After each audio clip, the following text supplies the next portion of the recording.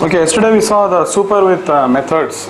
Okay, and that only will continue today. But we'll be learning overriding today.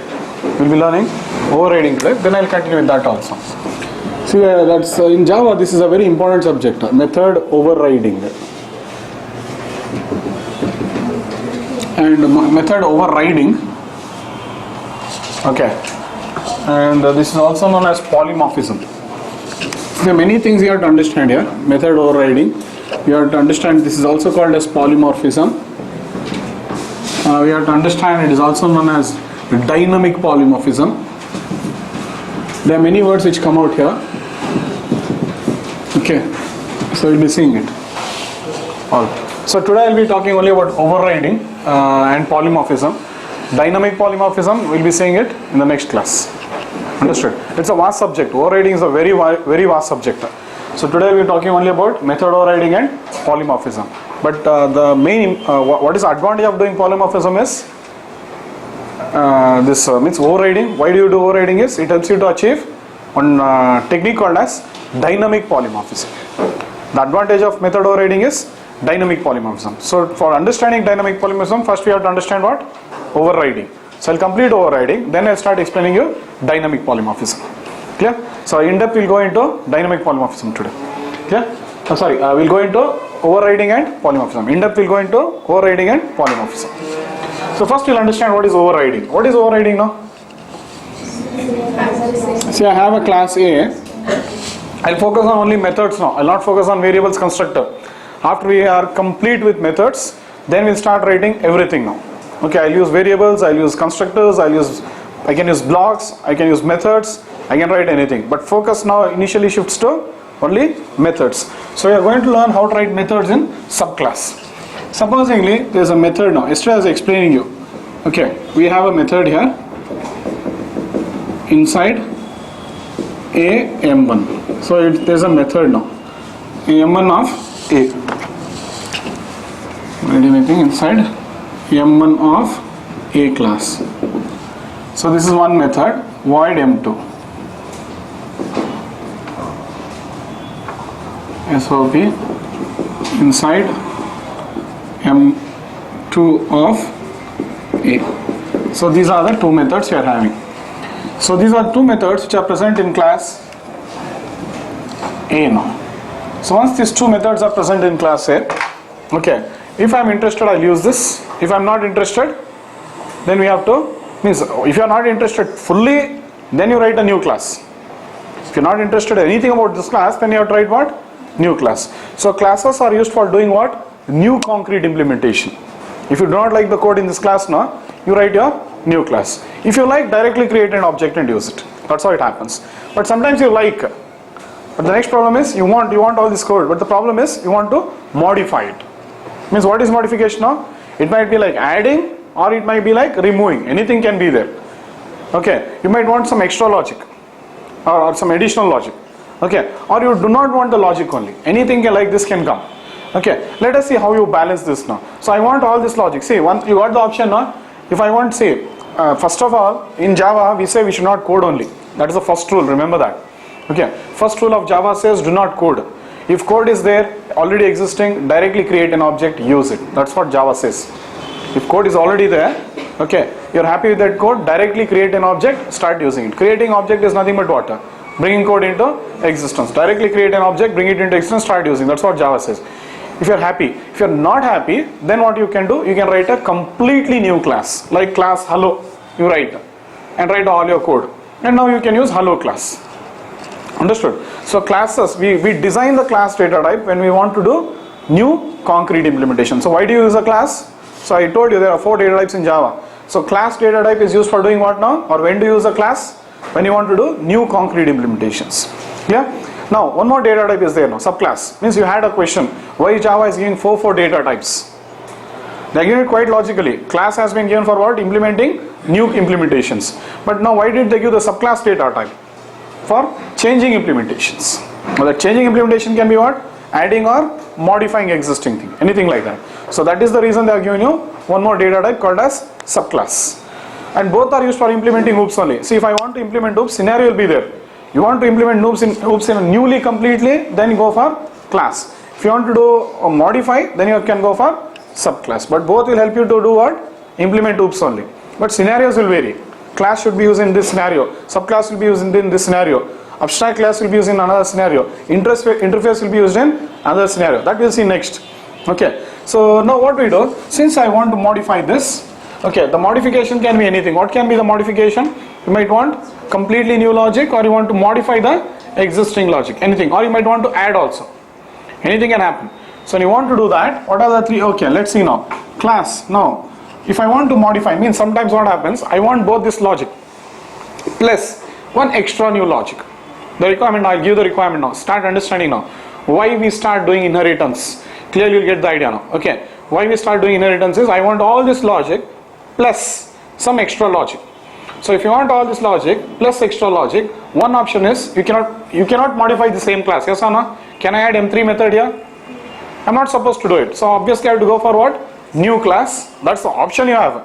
New class. Okay. Then write again M1. Then write again M2. Means write all the code of class A. Then write your new code, which is a redundant work. Why do you want to do it again? So inheritance helps you to reuse. It helps you to inherit the functionality of one class into another class. Understood? And we take the help of subclass data type for doing this. The subclass data type helps you to inherit the features of superclass into subclass. That is how it is helping you. So to do that, we use a keyword called as what? Extends A. Now I'll get all the functionality. Full functionality I'll get. Don't see only two methods. These are very simple programs. Bigger programs you think. Okay, what will happen? You have written so much of functionalities on this. If there is so much of functionality in one class, all that functionality can be inherited into one subclass like this. Extra you can add. You want, you can remove it, or you can add also. Let's see how you remove and add now. So the first problem, I'll give the first problem. Yesterday we were seeing this. The first problem is, I want to write completely new logic, fully new logic. Okay, which is not at all related to what? M1 and M2 method. The new logic will not be related to M1 and M2 method. So what will I do? The first problem, the problem number 1 now. Problem 1. What is the problem? I want completely new logic. So when you want completely new logic, what do you do? Solution now. Solution to this is, add a completely new method. Yes or no?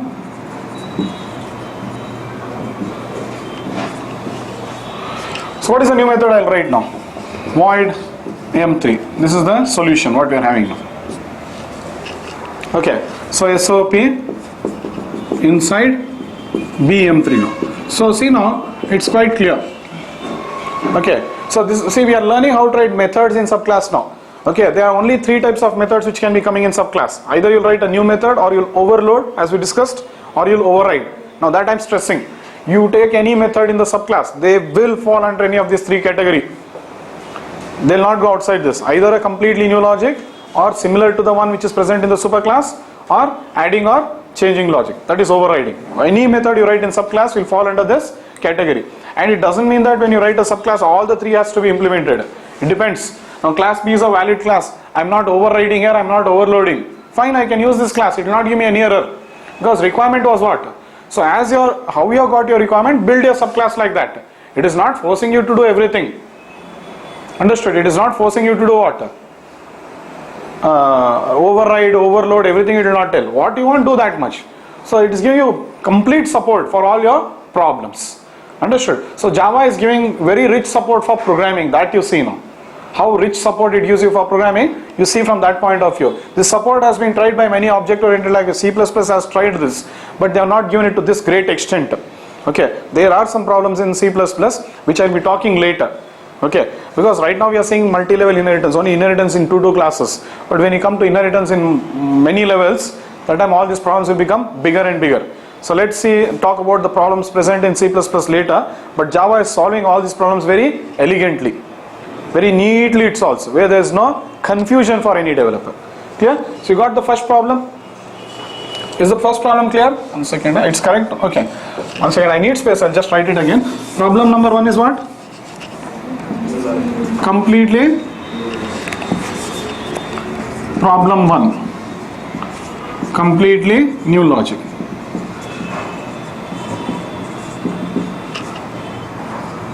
Solution. Write a solution for this one. Write a completely new method. Because we are not interested in changing now. We are interested in writing a completely new one. Now see, I can use class B now. What is there? See, now it's up to you. Which class you want to use? Either you can use class A or you can use class B. So it depends on what code you want to work. If you want to work with only two methods, then create an object of A. If you want to work with all the methods, then create an object of B. As simple as this. So it is so high, it makes your code highly reusable, and once you write these two data types, they can run in any processor, any operating system. That is one more great benefit you have here. Understood? A is equal to new A. Which object gets created now? A object. What are the members of A? M1 and M2. So two methods are there, fine.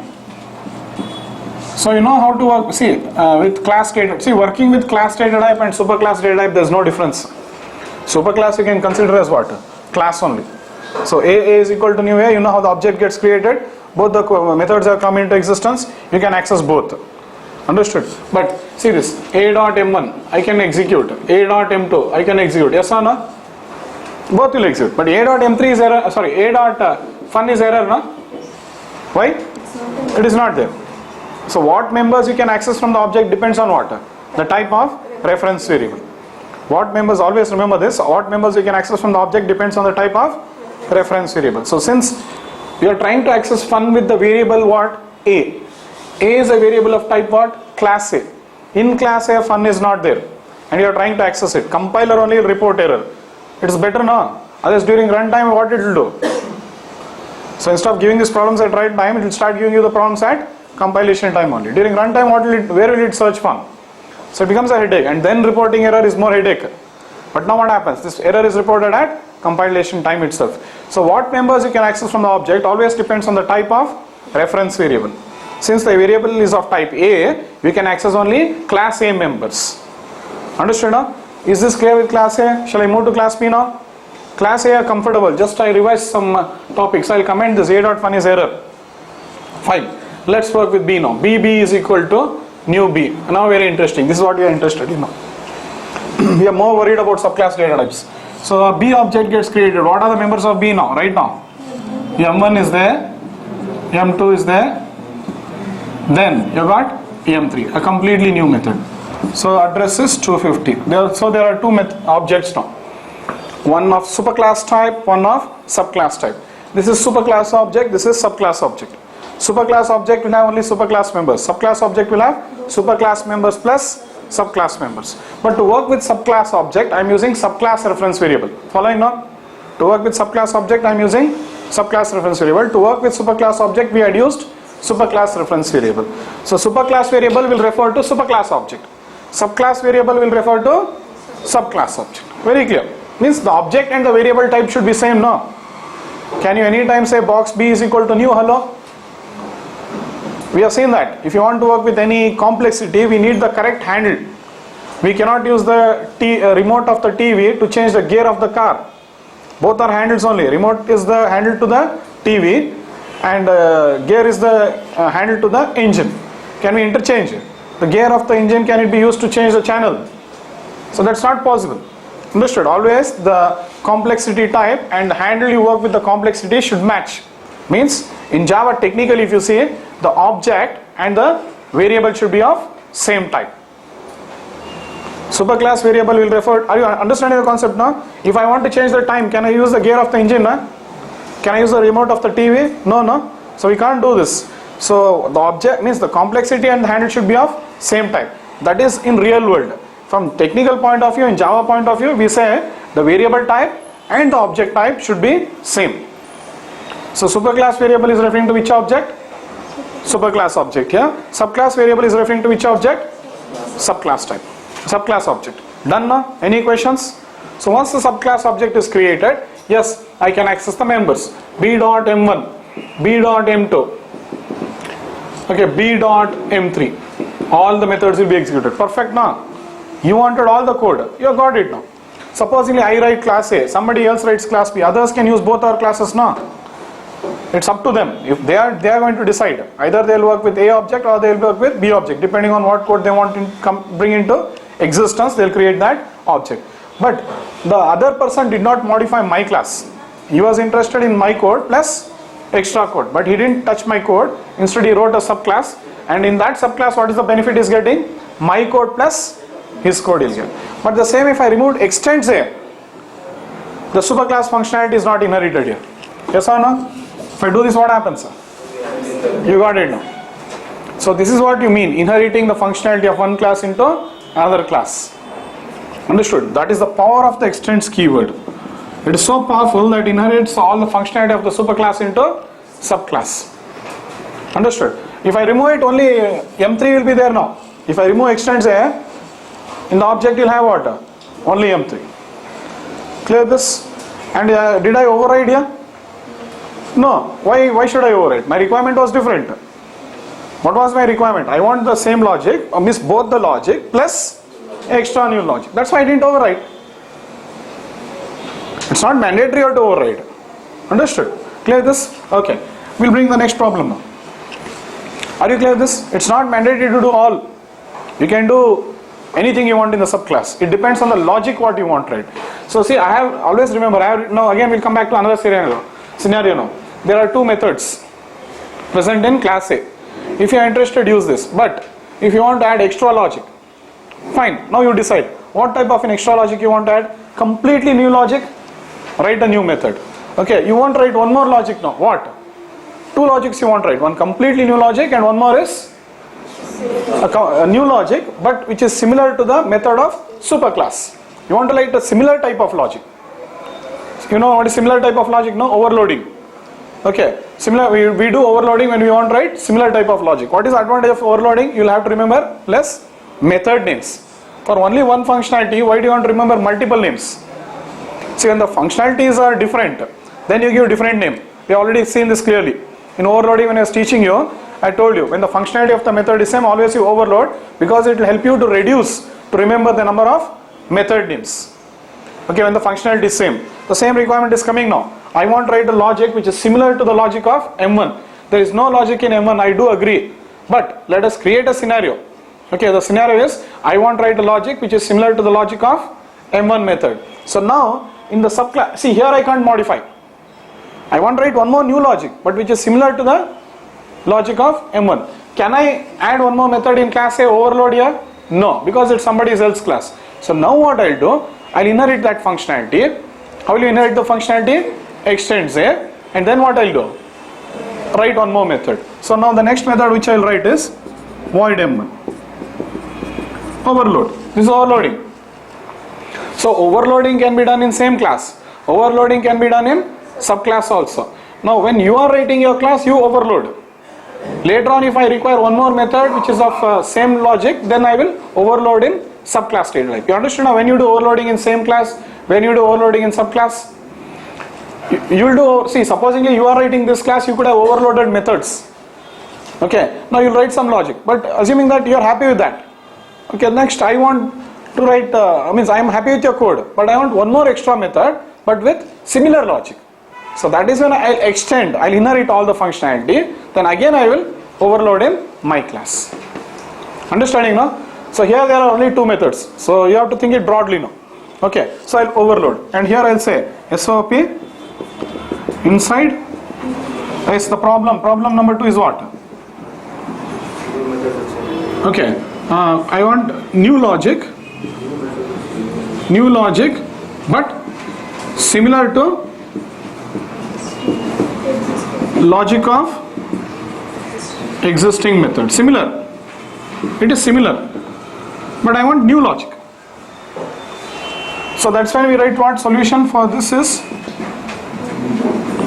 Solution for the second problem is overload, because the user, now see, when he creates the object bb is equal to new b, for the same functionality he will not remember two names. For the same functionality he doesn't have to remember two names now. If I had given a different name, what would happen? For the same functionality, if I write instead of m1, if I write fun, what will happen? The user of the class bb is equal to new b, he has to call m1 method and then he has to call fun method. But functionality is same, but two methods to remember. That is the problem. Understood? Are you following this? So you always give a new name when you want to write a completely different logic. Completely write a completely new different logic. Different logic, completely new different logic, then you go for new method. But similar logic, or we'll make it short, completely new similar logic. One second, I'll make it more simple. The problem is completely new, both meaning is same, but I should simplify the statement. Both new, completely new, different logic means new method name. Similar logic means overload. Okay, so inside M1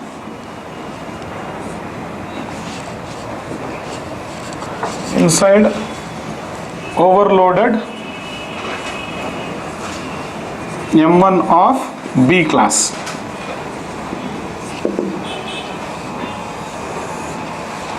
Are you following this now? That's the solution. See now, when I had written class B, it doesn't mean that I have to write M3 and M1. I would have not written M3 also. Assume that I have not written M3 in class B now. Assume that. Okay. Assume that I have not written M3. My requirement was very simple. What? I wanted to write a new logic, but which is similar to the logic of M1. So that time I will overload. When you overload, now what happens? M1 int A. This is the code. Now what will the user do? BB is equal to new B, B dot M1. See, the method is searched in subclass. Always when you create the object, the methods are searched from bottom to up. Remember, the execution of the method is from bottom to up. So the methods are, see, constructor works in a different way. Okay, invocation happens from the bottom, but execution happens from the top. The subclass constructor will invoke the constructor of superclass. Invocation happens from bottom to top. Execution happens from top to bottom. Invocation and execution, you know, no? Invocation means it goes on invoking. Subclass C class will invoke the constructor of B class. B class will invoke the constructor of A class. Invocation happens from bottom to top. Execution happens from top to bottom. But here all the methods are not executed. The method is always searched in subclass. Methods work in a different way. So when you call b.m1, it checks in the subclass. Is there any m1 method with parameter? No. If it is not there, it will execute from superclass. b.m2, you are calling. Is there a method like m2 here? No. It will execute from superclass. Now if I want to execute one with parameter, yes, it is valid. I will check and it will execute. So always methods are searched in the bottom class. Why? Correct only. Why it is checked in the bottom now? Because you have created a subclass object, preference has to be given to your object first. So that's why it will be checking, is that method in your subclass. Why did you create first of all the subclass object? What was the necessity for you? Because you wanted the code of subclass to be executed. That's why you are creating the subclass object. If you wanted to work with the code of superclass, you would have created which one? Superclass object. That's how it goes on. So first it will be checking with bottom. Understood? See, when the functionality is same, I don't have to remember two method names now. Are you understanding the advantage? When the functionality is same, what is the method name I am remembering? M1. But when the functionality was same, if I give this method name as fun, what will happen now? The user has to remember two names now. It will work. There is no problem in this. But the headache is for you only. Understood? You can call b.m1 without parameter and you can call b.fun. Will fun not execute now? It will execute. But the problem is difficulty in remembering now. You have to remember two method names for the same functionality. Okay. 2 methods, same functionality, okay. 10 methods, same functionality, what will you do now? All you remember now. So think in a bigger scale. So always you should overload when the functionality is same. And overloading can be done in same class or it can be done in subclass also. It is possible. Understood? And now if I am writing a subclass, I can do both. What? I can write M3 also plus what? So that's why we change it off. What we change? We make it as M1. Clear? So that's why I'm writing a subclass. See now, you can do both now. You can write M3 also plus you can write M1. It is not forcing you to write a new method, overload, nothing. It is giving you an option to write methods. Now how will you write your method? You decide.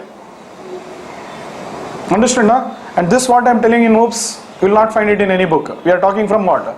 Pure experience. In a CJP book also you will not find this. How you derive subclasses. They'll only explain what is subclass. But how do you derive it? How do you start writing the logic? Nobody will explain it. So this is completely related to OOPS. What I am talking now is related to oops now. And Java is supporting oops in a very brilliant way like this. Clear? Now I'll bring one more problem. The problem number 3 is what? What is the problem number 3? Huh? So I want to change or add logic to existing method. Imagine changing logic is a big thing, man. There's a class now, M1 and M2 is there. Okay, 2 methods are there. I have written this class. Now you are happy with M1 code, you are happy with it, I'm not saying no. But you don't like M2 logic there. Okay, and don't think it from 2 methods. Assume that there are 20 methods. 19 methods you like. 1 method you don't like. Now what will be the problem? If you don't like 1 method, your headache is what? What is your headache now? If supposingly overriding was not there, what would have been the alternative? Imagine, the scenario is this, I'm giving you the scenario.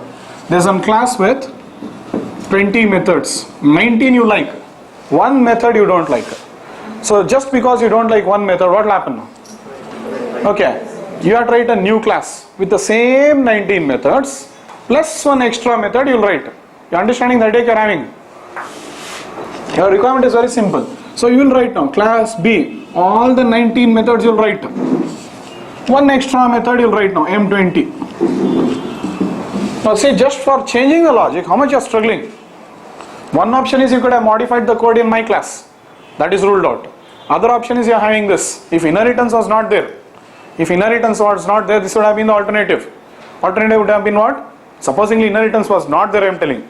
Okay, supposingly subclass data type was not there, support was not there. Then you would have written a completely new class, then written all the same 19 methods, plus you would have written the new. That's a big headache. Instead of that, what you do? Class B extends A. Over 19 methods you will get, or all the 20 you will get. All the 20 you will get. Which one you don't want, that you override, man, over, no? As simple as this. What a solution. Okay, see all the things technically, you'll start understanding. Clear? Inherit all. Which one you don't like, override. Now when you create the subclass object, the preference is given to your local method, not the superclass method. As simple as this. Following now. So class B extends A now. We are doing the same thing now. Add all this one. So solution for this would be what? Solution for this. Override. That's it. Override the method. Okay. See, override. And there are 2 options here. You want to add logic, use super. Means call the method. Use super and call the superclass method. Use super and call the superclass method. So super will be used here. Understanding now? Where will super keyword be used now? In methods? In overridden methods. You understanding now why technically we have to call it an only overridden methods. I can call super in what? M1 method also, M3 method also. That is wrong. It will execute. Till now you have seen it. Okay, but super should always be used in overridden methods. And basically it is used for what? Adding logic. Okay, if you want to add logic, use super and, super, don't put brace here. Use super and call the superclass method. What will happen now when you call this overridden method? First that will execute and then your code will execute. I'll show you. If you want to change logic, what will you do? Simple. Don't call super. That's it. It means don't call superclass method. Don't use super. Don't use super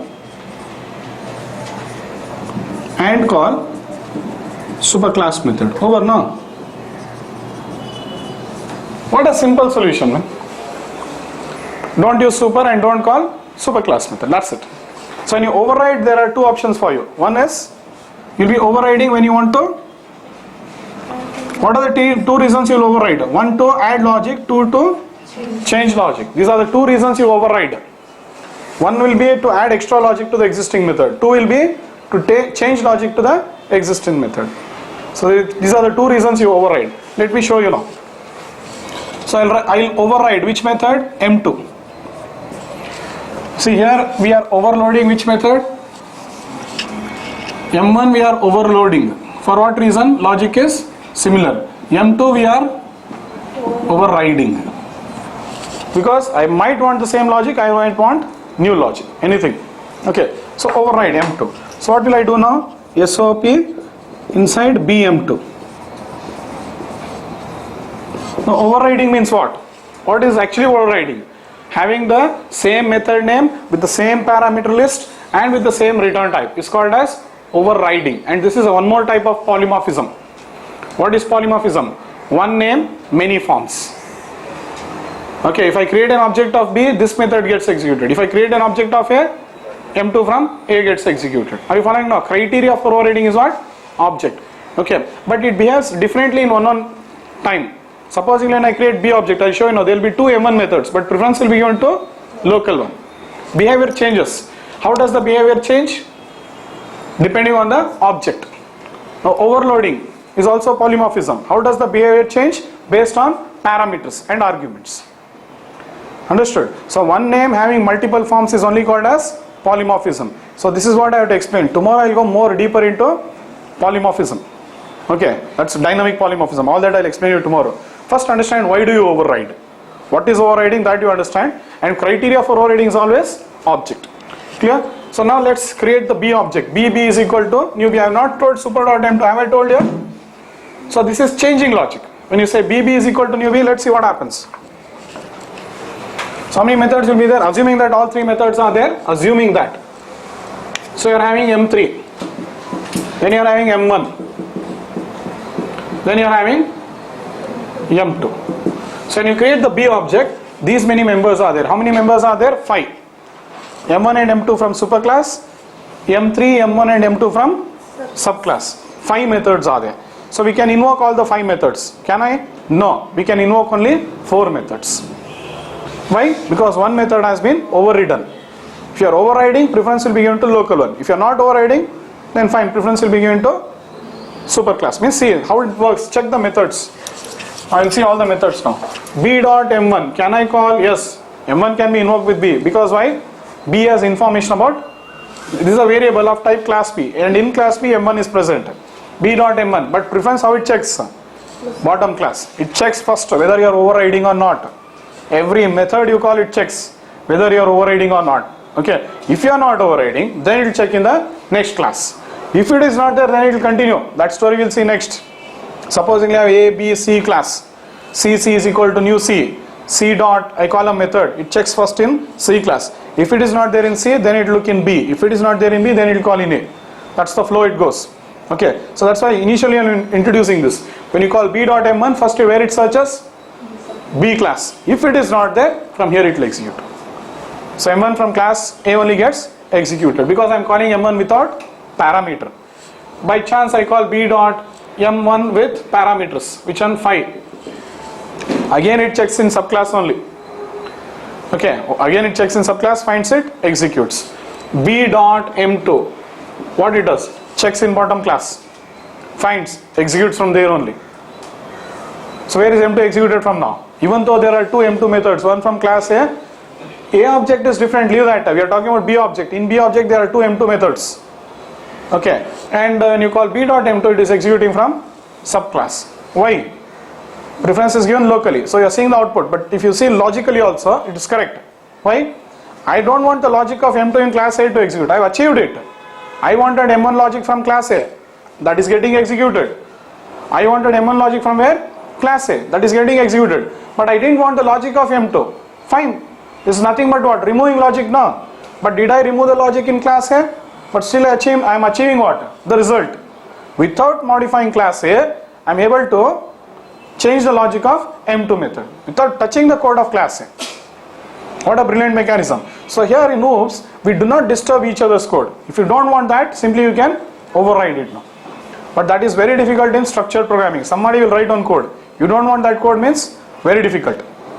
Okay, so that what is that? Maintenance is very difficult in other type of programming techniques like top down, bottom up and all. But maintenance is very easy in OOPS programming. Okay, still now we have not coded, but just I am telling you, maintenance is very easy in object oriented programming. So you just extend override Fine now. So M1 from superclass, M2 from subclass, got it? That is what we wanted now. What was our problem? We wanted the logic of superclass M1 and I did not want the logic of M2 in superclass. I override, correct? Now M3 is optional. If you want, you write M3. Again, but it works in the same way. Checks in bottom class. If it is found, it will execute. Understood? So this is how we start writing subclass data type. You understand how to write one subclass data type. Later on, you can write any number of subclasses. Understood? This is the scenario. Most scenarios I will bring after this example. Okay, first we will get into this. But example would be like this here. Now class A is there, class B is there. Now one more person, he wants both the logic of A and B, but some other manipulation he wants. He can do it. So he can say what? Class C extends B, he can start. It's up to him how much logic he wants. He is not interested in class B, he will extend class A. If he is interested in both, he will extend B. Simple as that. So either he will go for hierarchical or multi-level. That's where the story starts. Understood now? So always remember, just because you get the functionality of everything, okay, don't do multi-level inheritance. Multi-level inheritance sometimes yields to bad results. Sometimes you will not have that requirement, still you will go on inheriting. Understood? You should not do that. So means you should know where to break the hierarchy.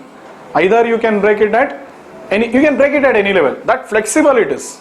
Either I can say class Z extends A or class Z extends B. You can break it like that. So anyway, that we will see later. But this is an option what you have got now. If I want to write class B, or sorry, class Z, this is also possible.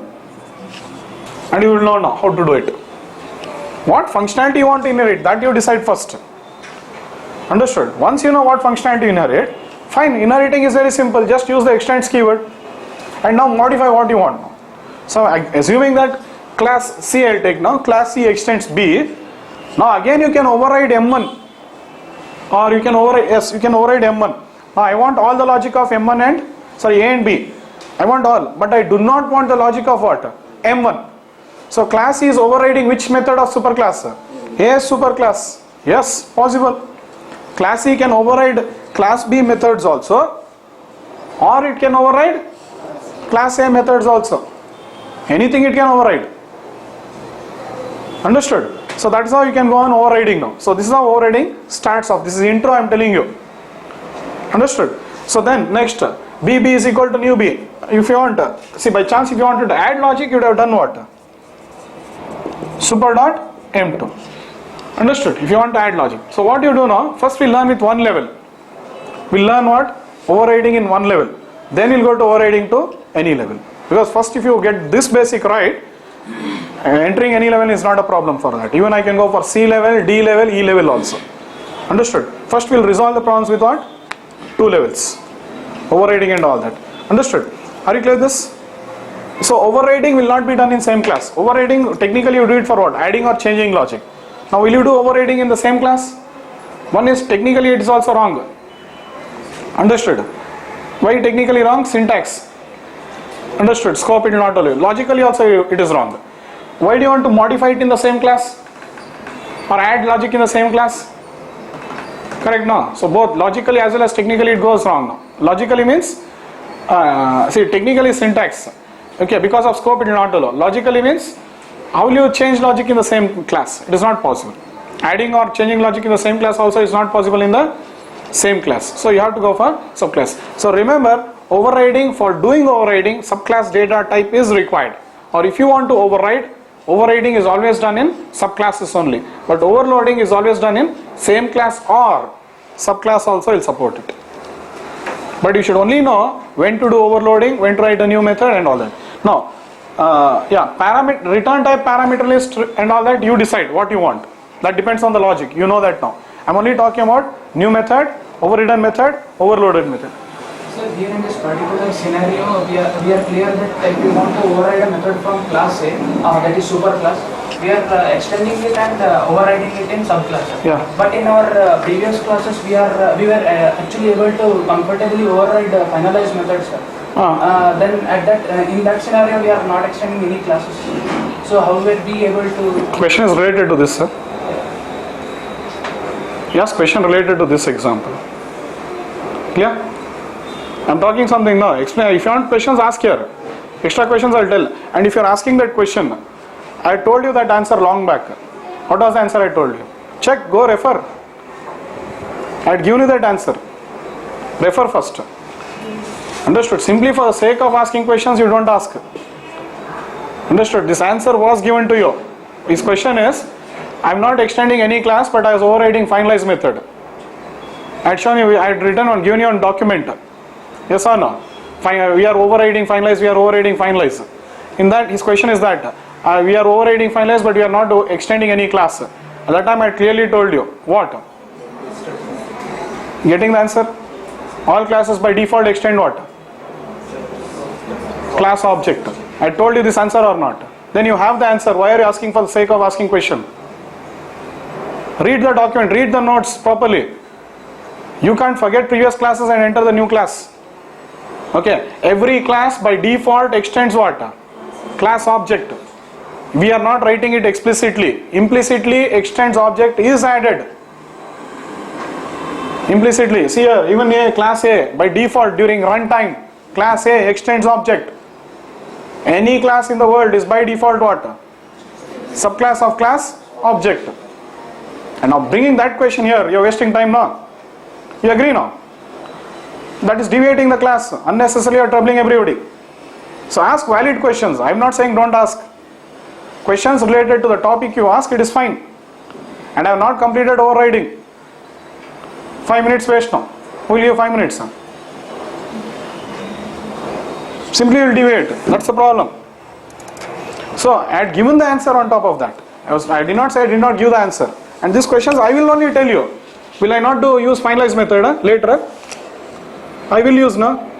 And think. Before you ask a question, think twice. Will that answer be given by me or not? Definitely I will be giving you. I am introducing you overriding. Clear this? Okay. So just I will code this and show you now. So once it is done, then I will go to multi-level. Okay. Then I will go to hierarchical. We will see all that now. Clear? So why we do hierarchical and all that. So many topics are there in inheritance now. We have to learn overriding. We have to learn polymorphism. We have to learn the different types of inheritance. So many things are there in inheritance. That's why inheritance is a very big subject. Clear? Shall I clear?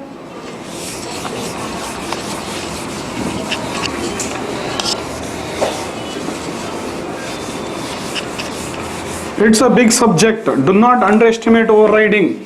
Very big subject it is. Inheritance is itself a big subject.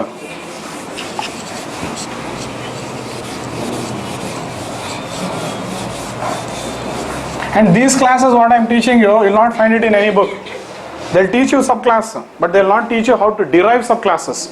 Why you derive subclasses, how you derive subclasses. These questions they'll not give you. So focus clearly and then code all this. So when you start writing the code, you should understand now why you are doing that, why you are doing that. You can add variables, you can add constructors, you can add methods. Where? Subclass data type. But why you add, when you add, how you add. So all this is coming up to again the same old topic. What? Members of the class. Same old topic. So you should know how to define your class logically. So that's why they very clearly tell class is a logical construct. Clear?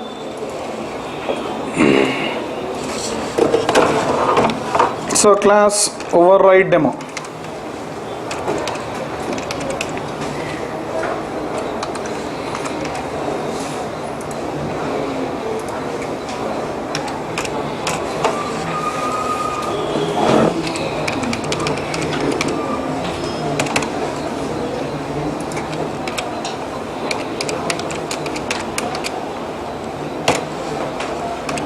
Let's see what is overriding now. Class is there.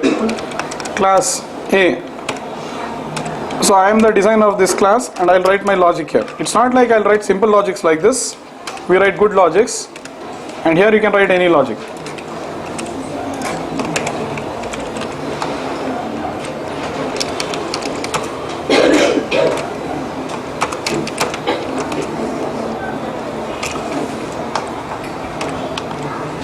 See, here I am teaching you the flow. Next, when you start writing logics, you should know why. What am I doing?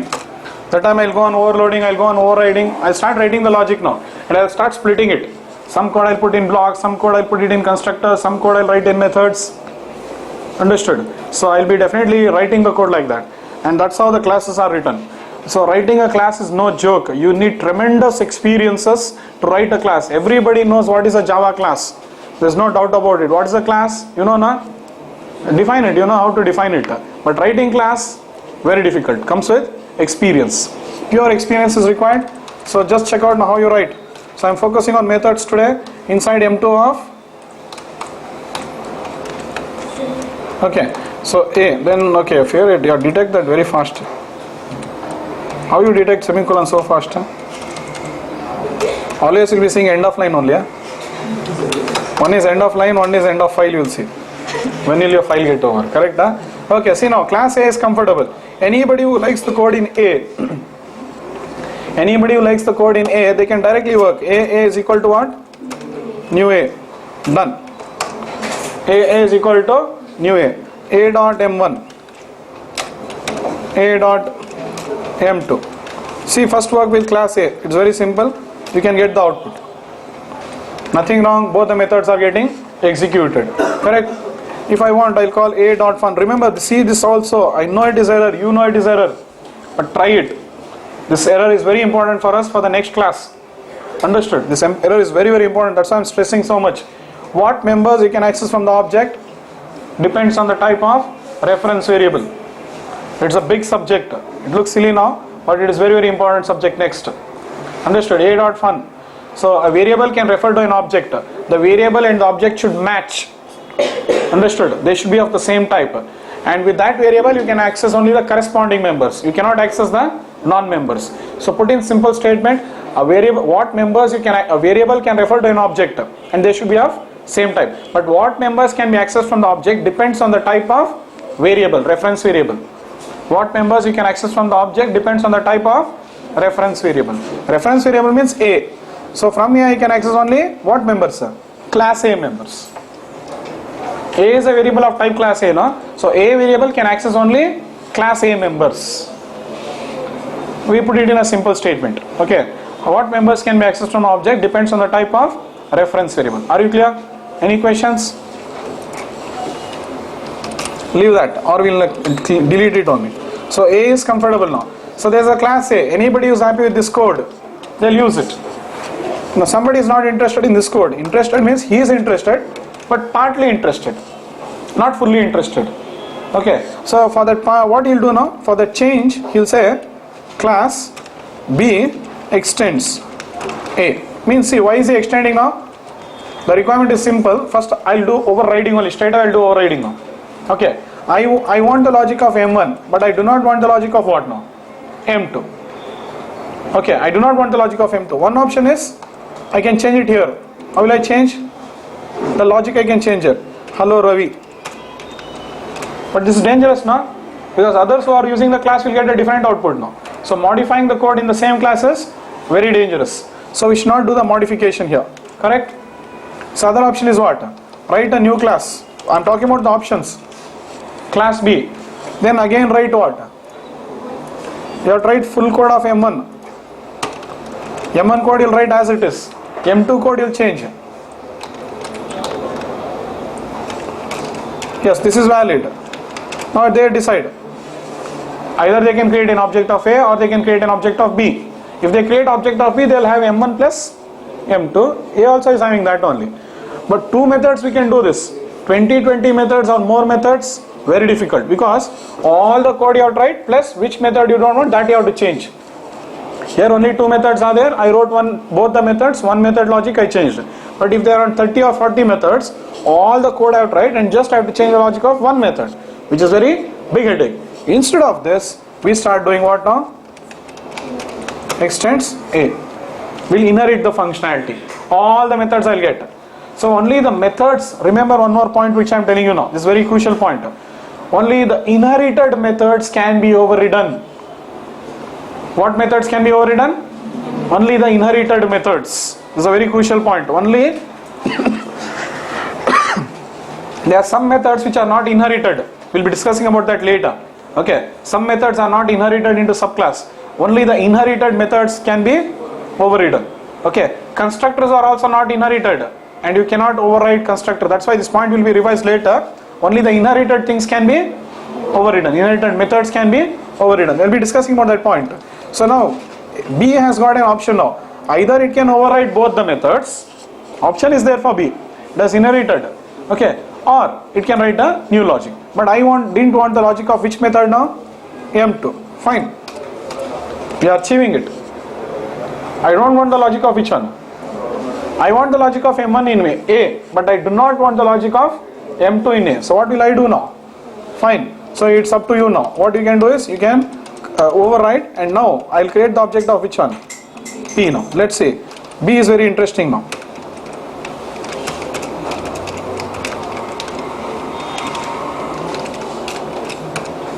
B dot M1, fine, B dot,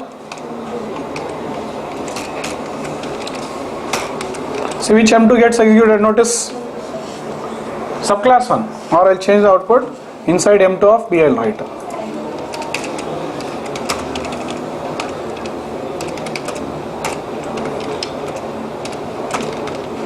You only see now, it is printing B dot, I've called only two methods. Understood? But it is executing me from subclass. But if I change the method, okay, if I call M3, what is the error I'll get, no? Because with B you can not call which one? What members you can access from the object depends on the type of variable. That will continue. Anyway, but by chance, if I change this method to M3, now things are different. Now M3 will be executed from where? Superclass. Correct. I wanted both the logic and I wanted a new logic I am adding. You can do anything. So what is the difficulty here? Nothing difficult. Everything is getting executed as you required. How you are requiring in the same way you are getting the output. I wanted both the methods plus a new method. Fine. That result also you are getting now. See, M1 of A, okay, the output I have to change. Inside M3, I have to change the output, that's it. See, M1, M2, M3 all are getting executed. Understood? So it's up to you what you want to do. You can override, you can give a new method, or you can overload. Understood? It's not forcing you to do anything. But generally, see, if I want, I can go for a new method like this also. Okay, but let's see about overriding. We'll continue with overriding now. So I'm overriding now. This time what happens? Even though there are, see, M3 is error now. I cannot call M3 because it is not present.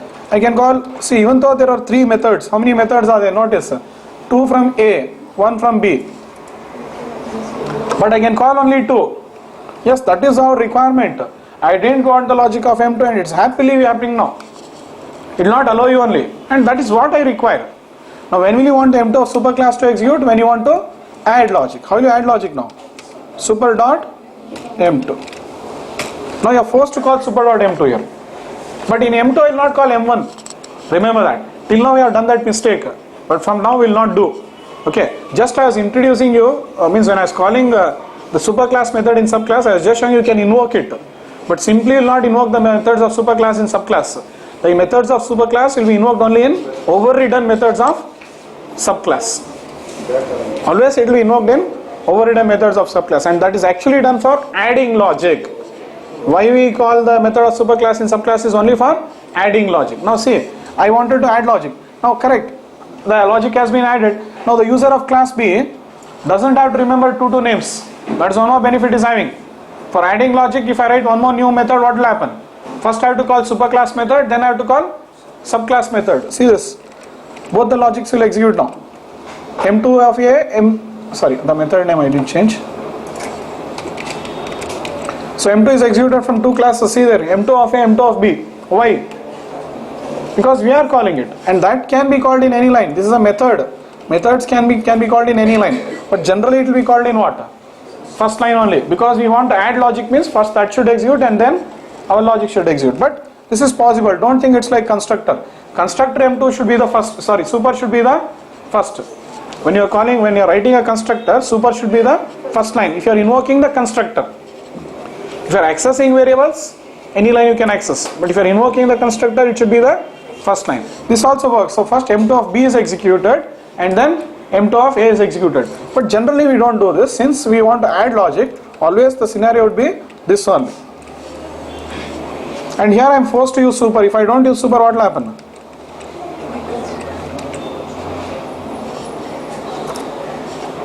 At least JVM will means here your system will not crash. JVM is very robust here. Okay, it becomes recursive and it will terminate. Understood? In C what happens when you call recursive functions and all? You have to restart the computer. So the JVM is robust. It will see to that your application your system doesn't crash. Why it will not crash? I will be telling you later. Understood? The JVM is so robust. Any problems happens in your application also, the JVM is very robust and it will not terminate. But anyway, this is the error. What is the error? It becomes recursive. Because when it's calling M2, first preference is given to which one? Local class. And it will go on calling itself. So that's the reason. What you do? You can call now. Now the problem will not come. Are you clear with overriding? So overriding is always done where now? Subclasses, and in overridden method you call superclass method when you want to add logic. Only when you want to add it, do like this. Otherwise, if you don't want to add logic of M2, you want to change the logic, very simple, do not call the superclass method. As simple as this. Changing logic. But the logic has been changed without touching class A. That's the benefit of this. Now the logic of A is getting executed and the logic of M2 in B is getting executed. So the logic of M2 in A is never getting executed. That is what we wanted, happily achieved. Understood? But see, remember one more thing. But for changing logic or adding logic, don't write M3. Okay, so this is changing logic now. For changing logic, what should the user do now? Instead of calling M2, you should call which one now? M3. Now you should remember, if I create object of A, I should remember M2 method. If I create object of B, then I should remember M3 method. You have to remember two method names, which is more confusing. So all these problems will come. So that is why if you want to change logic, we blindly override. Understood? If you want to add logic now, you have to call two methods. M2 also have to call, M3 also have to call, back to back. One line something else comes, what will happen? Mistake again. Understood? Means if I call some other method here in between, it will add the logic, but after this line, it will add the logic here. So you should remember that it should be called back to back now. End of the day, here I wanted to add extra logic. But for adding extra logic, if I write two methods, what will happen? First I have to call M2. Then back to back, immediately I have to call M3. Some other line gets executed, what happens? Logically it goes wrong. It might execute, you'll get the output. But this is not adding logic, no? See there what has happened. M2 of A executes, then some other logic has got added, then your logic is getting added. All this we don't want. So that's why if you override, this kind of mistakes will not happen. Now if I override, what will happen? No other logic will come in between, no?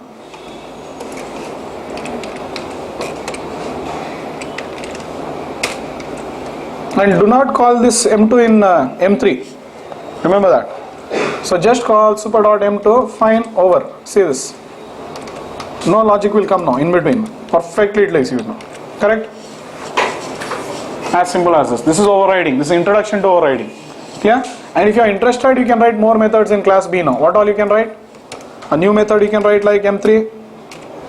Like which I showed you now. Yes?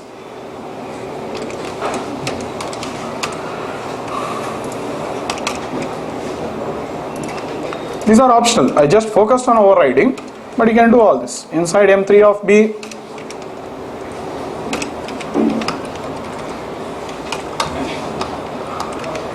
you can write it in the last.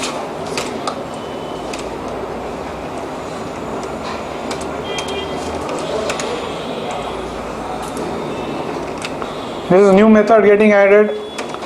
If you want, you can overload.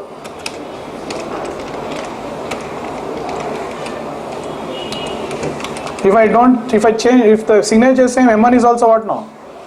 Overridden. Understood? So if you want, you can overload also. But when will you do overloading? When the functionality is similar. Inside, overloaded. M1 of B class.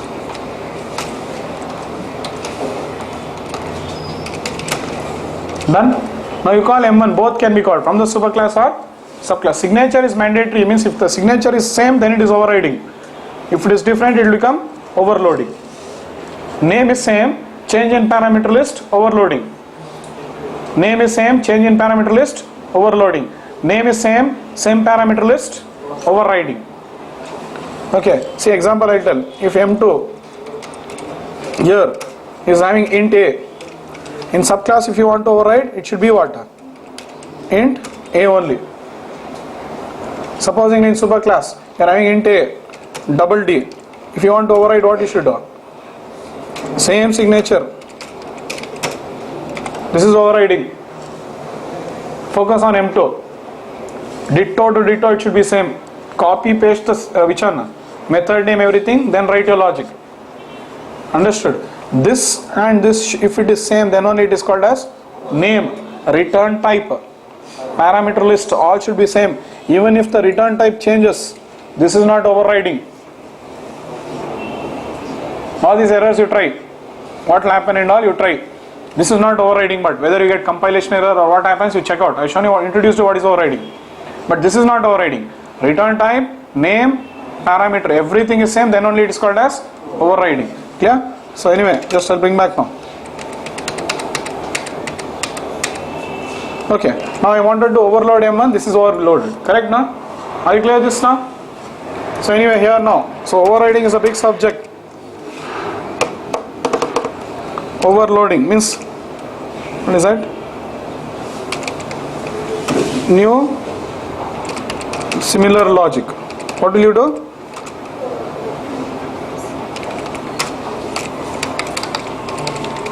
Overload. Correct, huh? New different logic. Change logic. Sorry, new change logic. Add or change?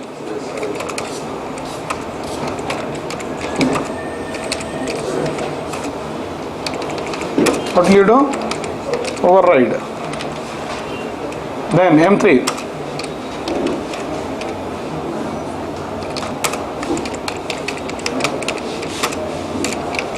In this one example only you can do a lot of R&D.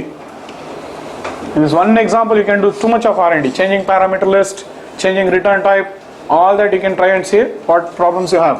Okay, so what will you do now? Completely new method.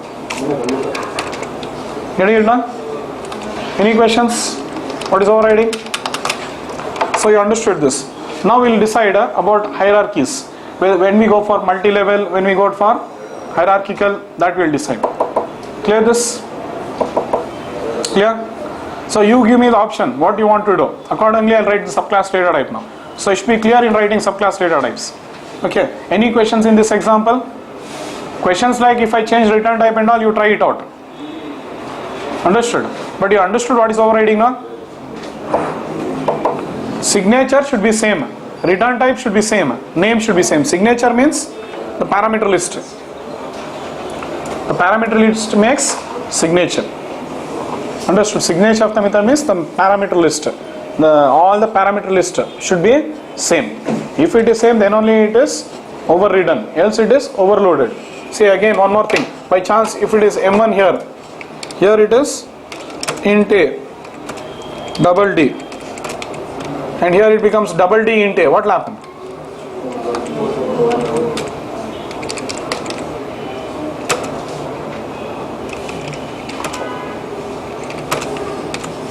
Overloading. Understood? Order is different. You know now overloading depends on what? Name, number, order and data type.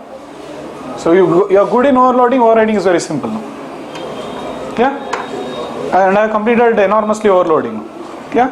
Okay. So now we'll start learning the different types of inheritance. But I'll cover only two. Which one? Hierarchical and multi-level. Simple inheritance is over now. Okay. How many types of inheritance I've shown? 5. Okay. Now we'll discuss when we go for multi-level, when we go for hierarchical. Okay. One more is there. Multiple and hybrid. That we'll discuss later. Understood? So I'll focus on two inheritance now. Why you do multi-level? Why you do hierarchical? Okay. This no questions now. See, I'm not telling the program I have shown you is very simple here. Lot of R&D is there, and you have to sit and do all that. Understood?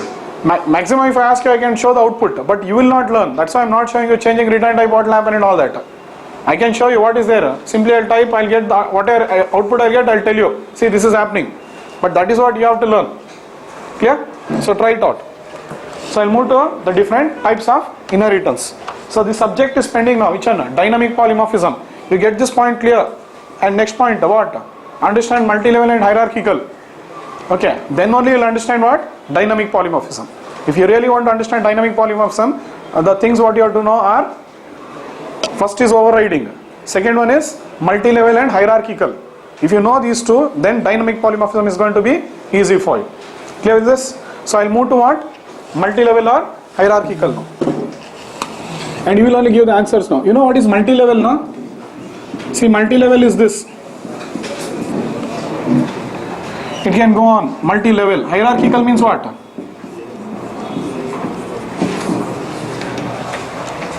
So which one is best? That depends on scenario. Simply you cannot tell multi-level is good, hierarchical is good. Because sometimes you need multi-level, sometimes you need hierarchical. Both you'll need. Okay, so situations and scenarios are the only ones which decide this. And Java is giving you support to this. So inheritance, this is the subject of inheritance. For all this inheritance problem, we are seeing how Java gives the solution. How does Java give solution to this? If you want, you can say class C extends B now over. If you want multi-level, what will you do? Class B extends A, class C extends B, class D extends C, over. If you want hierarchical, what will you say? Class B extends A, class C extends A, class D extends A, over. Very easy support Java gives. But the support is easy. But the question is, when do you do multi-level and when do you do hierarchical?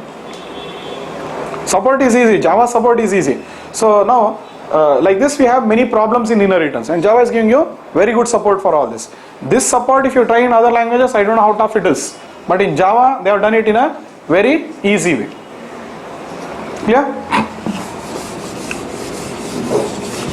Multi-level. First I'll go with multi-level, then I'll go with hierarchical. And I'll be taking only two methods because for learning purpose, it will be easy for us.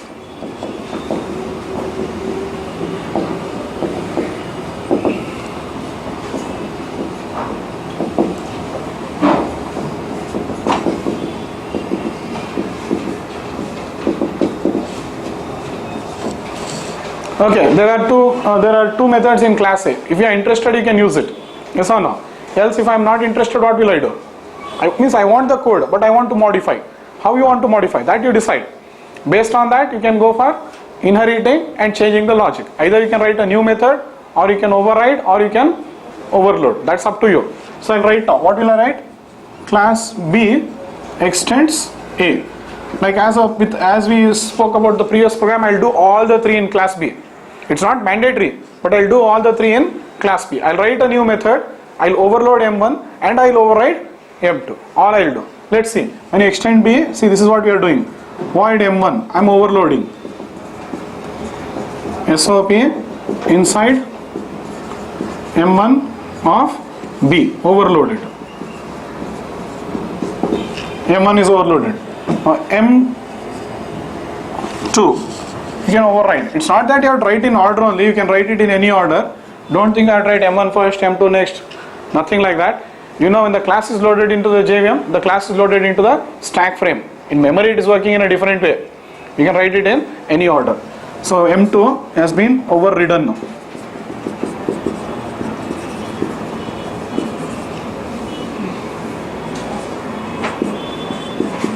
Override. Then M3.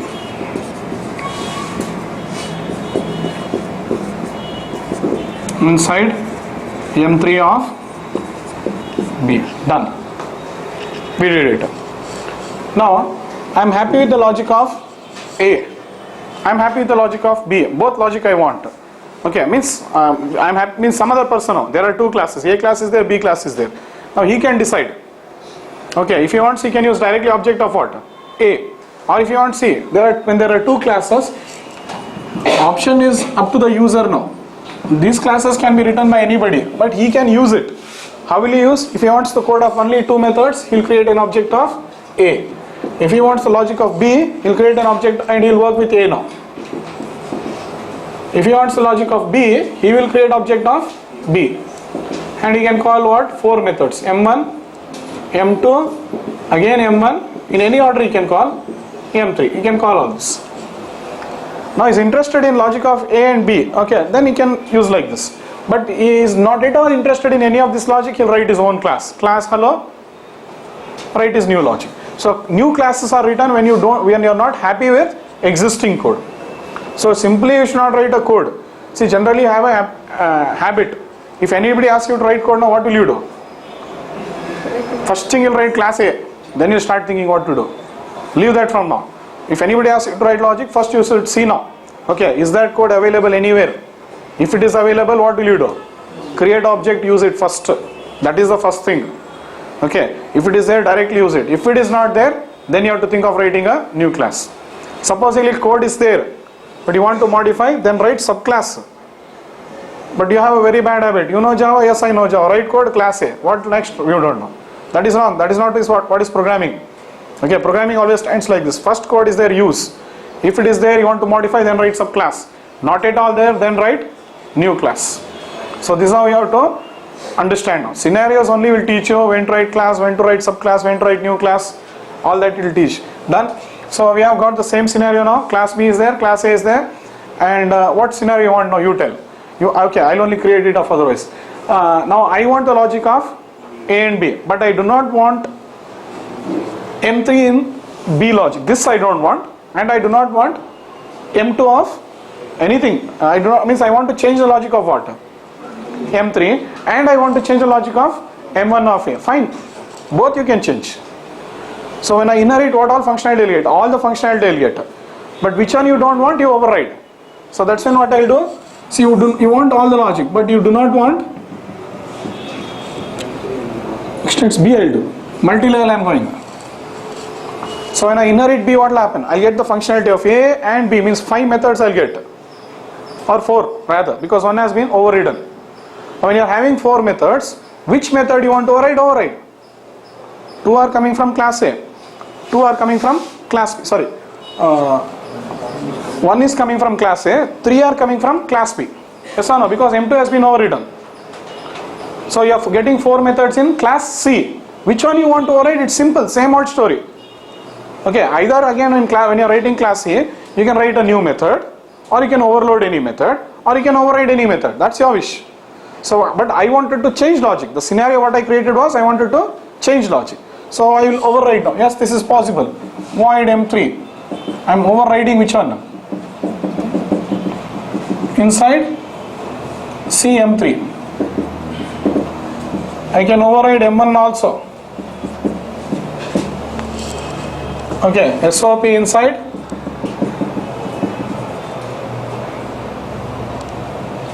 CM1. See, now C class is happy with the logic of M2.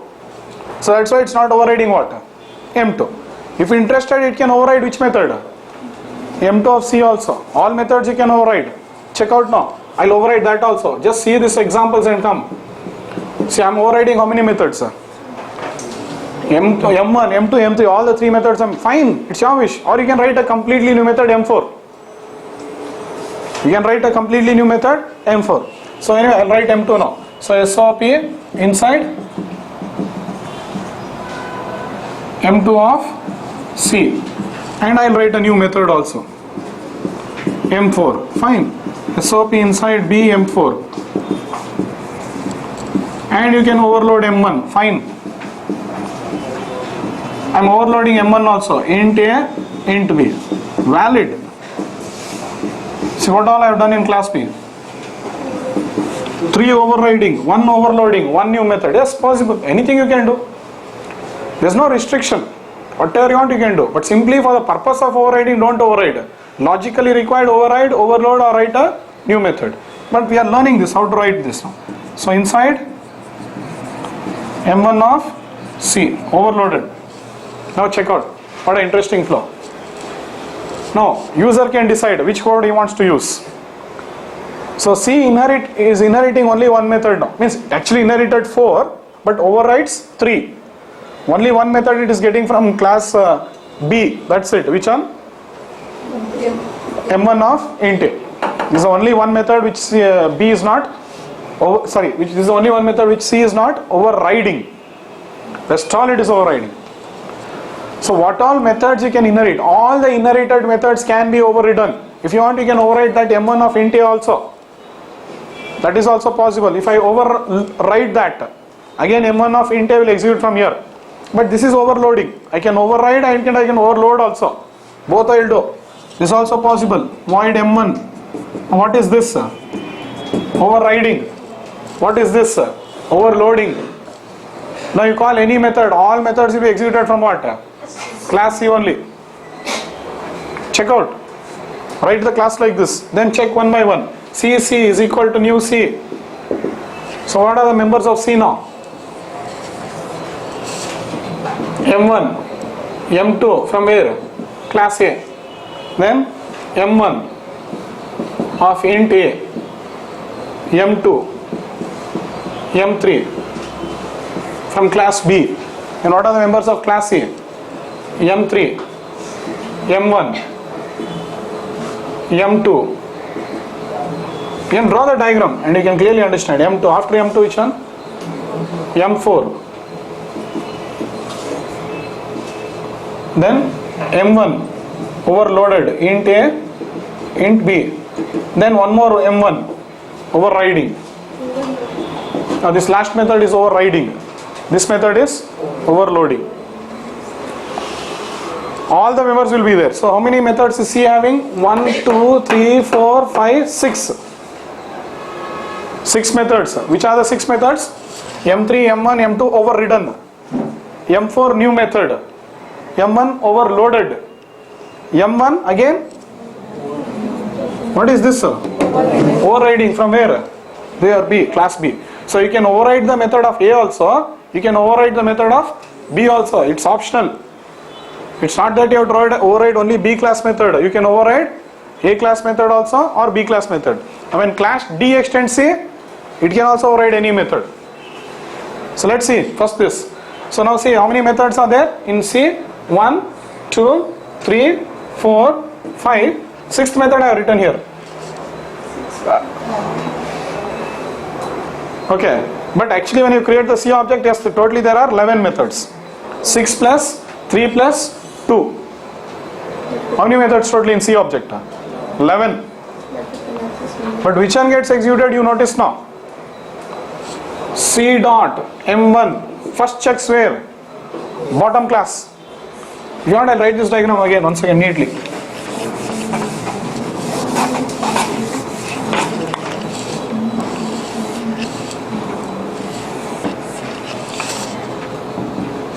M1 and M2 from where?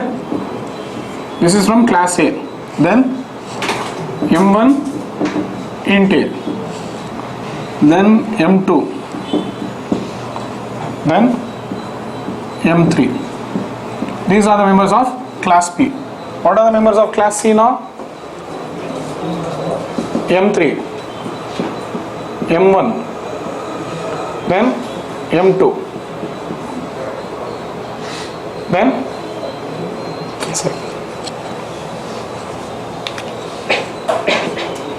M4, then M1, then M1 of int A, int B, M1 of int A. Yeah. So how many methods are there? These are the members of C, B, A. Just the members. Now you can call C dot M1. So compiler will check first. Can I access M1 with C? Yes. It will compile. But during runtime, it will check. From where it will check? Bottom. Is there M1 without any argument or parameter in the bottom class? Yes. M1 is executed from here only. But actually M1 is where? Not here. Here you don't have, but one more is here. But preference is given to which one? Local one. That is what you wanted, no? Why did you override? You didn't want the logic of A to execute? Perfect. Now it is not executing. What is the confusion now? There is no confusion here. Correctly what you want, that is only getting executed. Understood? Till these days you are having confusion. Why? You are not understanding the subject. But now you are understand now clearly. Understood? So always methods are checked in the bottom. C dot M2. So I am calling M2 without parameter again. So it checks. Yes, it is there. It will execute this only. So even though M2 is here, M2 is here. How many M2s are there? 3 M2 are there. Preference is given to local one. M1 2 was there. There were two M1, but preference was given to local one. There are three M2s now, but preference is again given to local one. Okay. First see the happy flow, then C dot M3. Checks. Yes, it is there. M3 is 2. One in B class, one in C class. But the one in C only gets executed. All from C get executed because you are overriding there. C dot M4. Okay, M4 I think is a new method. It will execute. But checks in the bottom, executes from there only. If it is not there in class B, it is not there in class C. It executes. Then C dot M1. I will pass arguments 5. Which one will execute? One in bottom class. C dot M1. I will pass two arguments 5 and 6. It will execute from bottom class. See, this is overriding because you have got one M1 with int A here, one more here. So M1 is overriding. Preference is given locally. So any method you call, first it is checked in bottom class. Now I will remove some methods. Let's see what happens. Supposingly, I will remove M1 method from class C. Now we will call C dot M1. Now what happens? It's very simple. First it checks in C class. If it is not there in C, then it will try to execute from B class. That is what should happen now. Why did you inherit? Why are you inheriting? You didn't modify M1. Why you didn't modify? Because you want the logic of M1 in class B. Correct. It will execute that only. If you don't override, what is your intention? You want the logic of superclass only to execute. Fine, that is only getting executed. Understood? But first preference will be given to M1 of B. First preference this. But it is not here. Is it here? No. Don't look into the parameter one. It will execute this one. Are you clear with this? Okay. By chance, okay, now we'll call M2 now. I'll remove M2 now. I'll remove M1 and M2. Now which M2 will execute? See, M1 was executing from class A, but M2 is executing from where? Check. B it is executing. So always it will look into first local class, if not immediate superclass, if not then it will go to superclass. Correct only. Now when you override, what was your intention of overriding M1? You didn't want the logic of M1 in A to execute. That's why you are overriding M1 in C. Now why are you overriding M2? You don't want the logic of M2 in B. That is why you are overriding. Correctly it is executing. If you want the logic of superclass, don't override. As simple as that. So M1 from A class it is executing now. Sorry. M1 from class A it is executing. M2 it is executing from class B. Like that it goes on. C dot M3. Again it checks in the bottom. So okay, next we'll comment M3. One by one we'll go on commenting. So if you comment M3, which method will execute now? The one from class B. Means it will check. If not found, it will execute from class B. Like this it goes on. So again if I say M4. Okay, if I remove M4, it will give me error. Why? Non-member. Okay, if I call M1 with two arguments, error. Because it's not there in superclass. Correct now, you should know why you get the error. You are overloading it. No, it's a new method. So C dot M1 with two arguments will give me error because if I remove it in subclass, it is not there in superclass now. It checks in subclass. If it is not found, obviously it will give you error. If it is present, it will compile. But during runtime, it will pick from subclasses. What members you can access is checked by compiler. Now I'll phrase one more statement. Get the point clearly. What members can be accessed from the object is checked by compiler. Which one gets accessed is decided at runtime. I've changed my statement now. What members can be accessed from a variable is decided by compiler at compilation time. What members can be accessed is decided by compiler at compilation time. Which member gets accessed is decided during runtime. So there's a difference between what and which. Understood? See now, by chance if I override, let us undo all this comment. C dot M3 it will compile. C dot M1 it will compile. But which one gets executed when it is decided? Runtime. It will compile. C dot M1 it is compiling. But which one gets executed is decided at runtime. Yes or no? C dot M2. If I remove all the comments, it will compile. Definitely it will compile. Compiler checks, can I access M2 with that? Yes. Okay. And which one gets accessed is decided only during runtime. Are you following this now? So what members can be accessed is decided by compiler. Remember this. Which member gets accessed is decided by JVM during runtime. So you should know the difference between what and which. Understood? What members can be accessed is decided by compiler at compilation time. Which member is getting, this is a very crucial pointer which will move into dynamic polymorphism now. Understood? What members can be accessed from the object depends on the type of variable. Which member gets accessed depends on the type of object. Getting the point? Any questions? Which member you are understanding now? C.M3 it is compiling, C.M2 it is compiling, C.M1 it is compiling. But which object gets accessed, executed, is decided at runtime. Yeah? Any questions, sir? Any questions, sir? Okay, check this out. You can comment and try this out. You comment it will compile, but during runtime a different method will execute.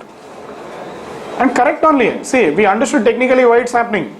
But I just changed my statement like that. Which member gets access depends on the type of object. Now criteria for overriding is what? Object. Criteria for overriding is object. In fact, overriding is so tough in C++, you don't believe. You don't know, because there is one concept called as virtual functions and all that. In Java they have made overriding damn easy. Don't worry. Tomorrow it will become clear. Understood? So do you have any questions here? You can comment and check. All this you can comment and check. I just show you now this output. You can comment and check which one gets executed. You will only understand. Same example I'll pick. I'll just add class C and we can see all the output. Understood now? So first, methods are always searched from bottom. And see, method will not invoke all the superclass method and all that. Only if you are calling explicitly it will invoke. Supposingly M2. M2 is overridden everywhere now. Here, here, here. C.M2 will execute which method? Only one M2. That too from the bottom class. Now this M2 will not call M2 of class B. This M2 will not call M2 of class A. Implicitly. You have to call it explicitly. And when will you call it explicitly? When you want to add logic. But constructors are not like that. What will happen? It will go off. Even if you are not calling, implicitly it will go. Otherwise you can call it explicitly. That's your wish. But definitely constructor of superclass will be executed. So constructor flow is different. Method flow is different. Constructors are executed during object creation. Methods are executed after object creation. Yeah? So when you call M2 now, even though M2 is overridden, it will only call the overridden method of class C. It will not call the method of class B until and unless you are writing explicitly super dot M2. Again, if it calls this, only this one will be called. It will not call the method of class A until and unless you call is a flow. Means I want the logic of M2 in A, I want the logic of M2 in B, plus I want to add logic. Simple reason. And we are doing it like this. Why will you call super dot M2 in class B? If you want all the logic. You want to add logic. I am happy with the logic of A, I am happy with the logic of B, plus I want to add some more extra logic. Call. It is possible to add like this also. See here, I am happy with the logic of M1 in A. I am happy with the logic of M1 in A. But I want to add extra logic. Where? In class B I can't modify now, because it is somebody's class. But definitely I can write what? Valid. Now super.m1 it will check in class B. Not available, it will execute from class A. Perfect. So this is how you go on adding logic. This is nothing but adding logic to what? M1 of class A. This is overriding. Understood now? Inheritance is easy. Decide. This is beginning of overriding. Do you know overriding? Yeah, I know overriding. Now tell me, do you know overriding? This is intro still. Next class, more things are there. Yeah? Okay. You know, so now see, we are actually, in fact, we are learning hoops only in Java. We are learning hoops only. But we are seeing how overriding is supported in Java. Overriding is very badly supported in C++. Remember this. Understood? But overriding is supported beautifully in Java. It is very easy and logical, very logical. Everything I explained to you logically only. Simply I did not extend and started overriding and adding new method. Why I am doing, I wrote all the methods explaining you only. Why did I write M3, why did I write M1? Everything I am explaining you technically only. So that is how you design subclasses. Anyway, this is multi-level. Okay. But again you can decide, now I want the, see now there are 3 classes A, B, C. If you want all this logic plus new logic, then class D will extend C. Else, he decides, I want only the logic of A and B, I don't want the logic of C. Fine, he can extend class D, extends what? B. And he can add or change logic. Or, if he is interested only in the logic of A, not interested in B and C, class D extends A. Anywhere you can break the hierarchy. As simple as this. So D has all options now. So like this, classes will be derived. And after that, D can do this, or Z I'll take.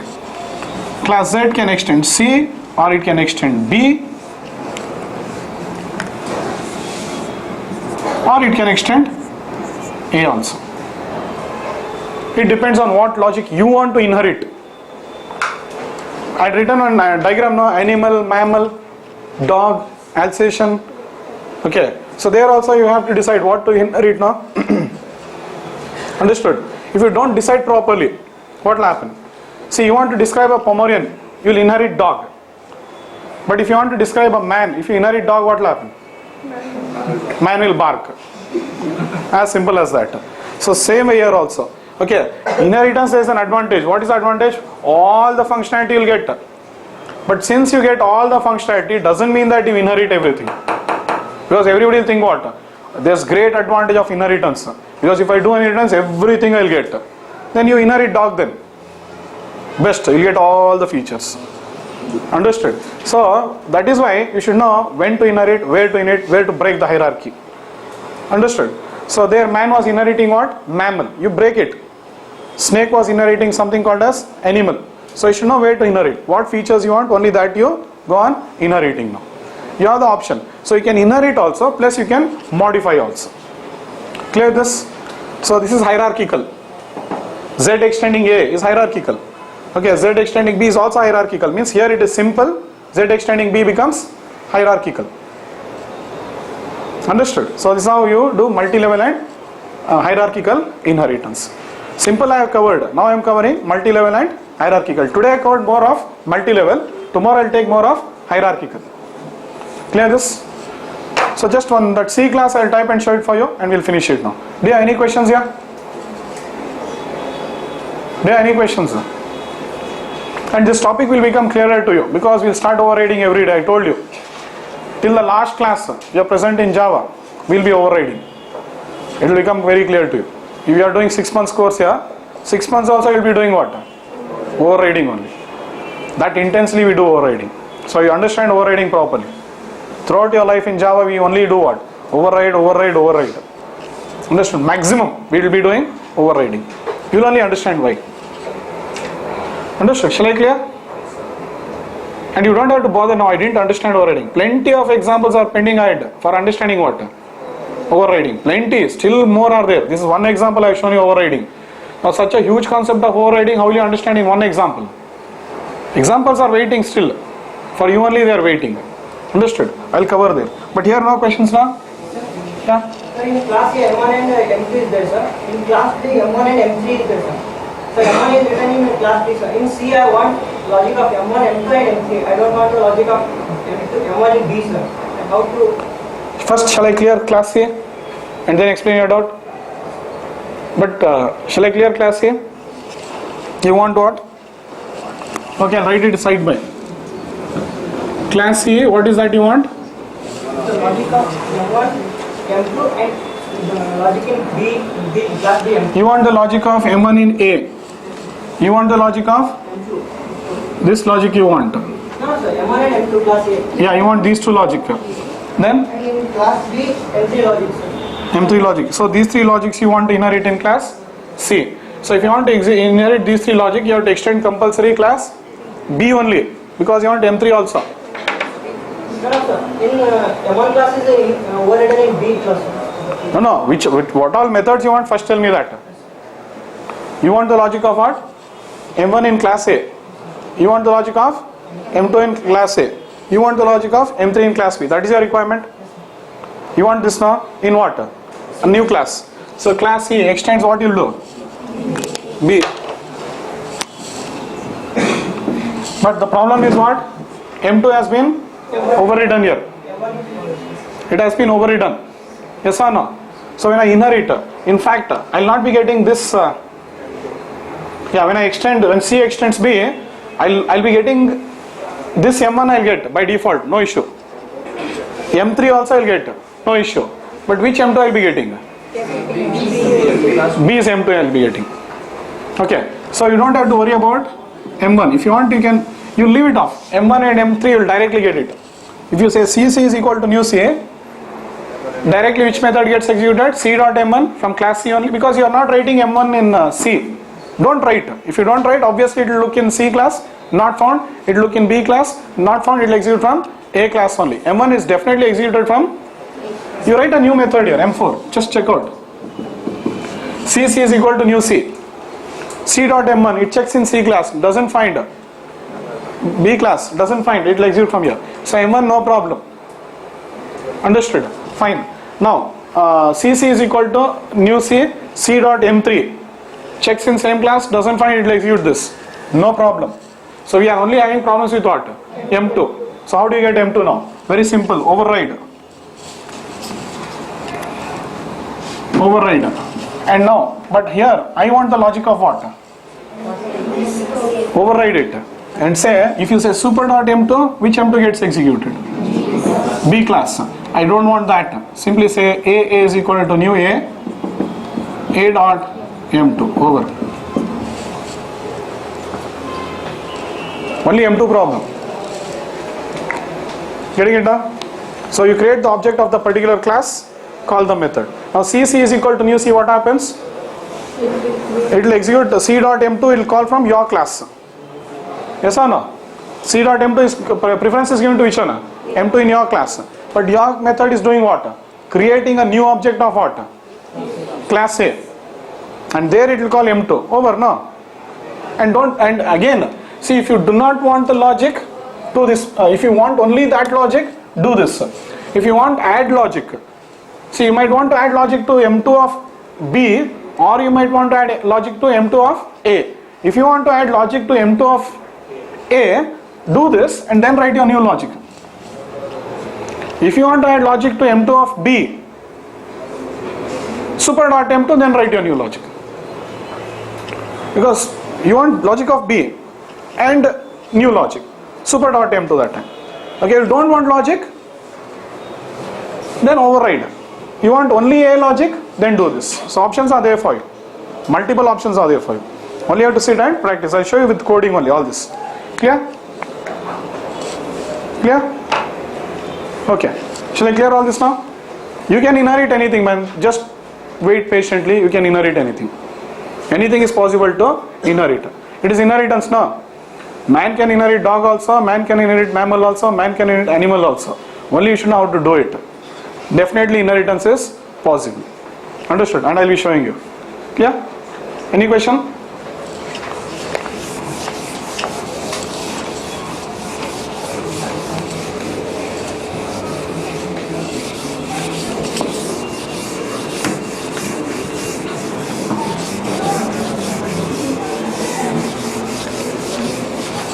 First work with, that is why 2 levels. If you want to understand all this, first work with 2 levels, which one? A and B, which I showed you just now. Then you work with multi-level. 2 level means simple level, simple inheritance. If you are comfortable with that, then you can work with which one? Multi-level like this. Then you can work with hierarchical. But logically it is very clear. You don't have to worry too much about this.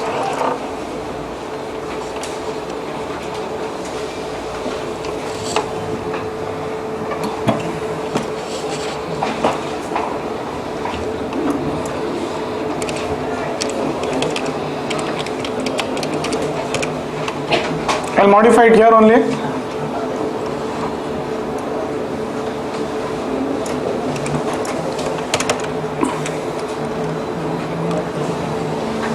Class C, I'm showing multi-level extends B.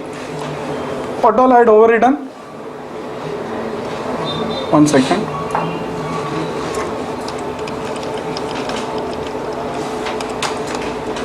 Yeah, earlier this was the class now.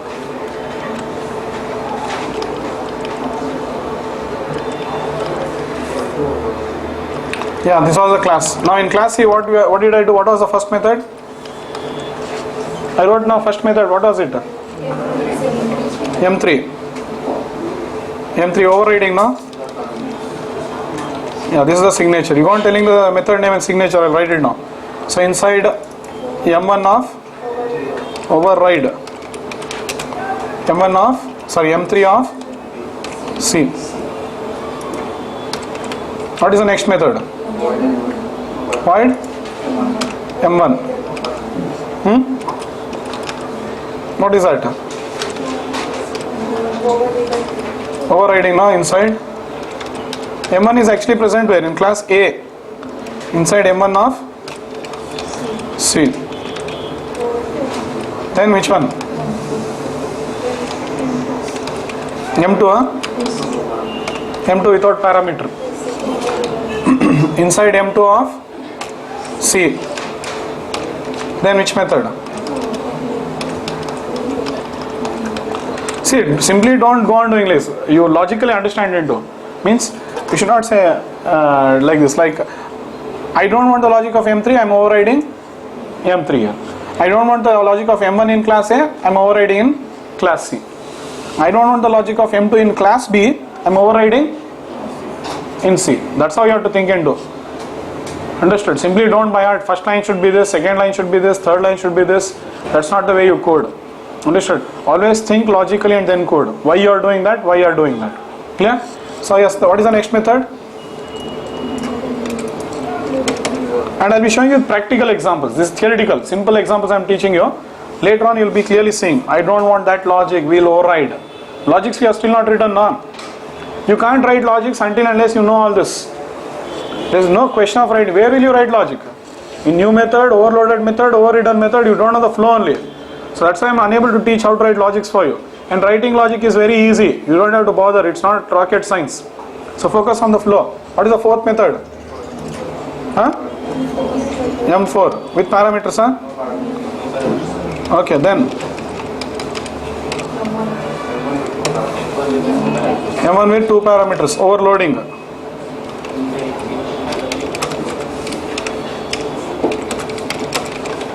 Then inside M1 overloaded of C. Then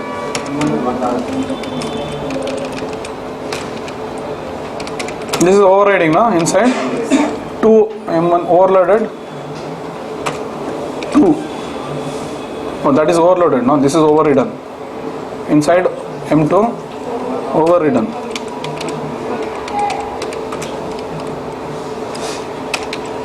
Of C. You know how to work with A object, you know how to work with B object. There's no problems with that. We only have to work with C object.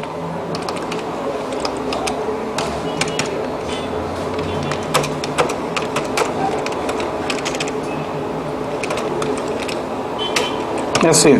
C dot M1 I'm calling. So the compiler checks, is M1 present in any hierarchy of class C? Yes. Somewhere it is present. It will compile. So what members can be accessed? What members can be accessed is checked by the compiler during compilation time. But which one gets accessed? Which one? The first it checks in bottom. If not, it look in class B. If not, it look in class A. So which member gets accessed is decided during runtime. You're understanding the difference between what and which? See, which one gets accessed? The one of C. Okay, but if I write C dot fun, so what members you can access is checked by what? Compiler. Which one is getting accessed? That is later. Here only it is not going through. Understood? So what members can be accessed is depending on the type of variable. Okay, only if that member is there, then it will allow to compile. It can be in up the hierarchy, either in that class or in up the hierarchy. In class B or class A it can be. It is not there anywhere, it will give the error. So remember this point now, very crucial. What members can be accessed? what members can be accessed depends on the type of, very crucial pointer, don't neglect this, reference variable, and is checked by compiler during compilation time.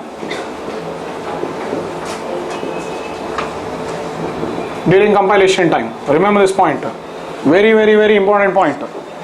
Understood? Which member gets accessed is decided at runtime by the JVM.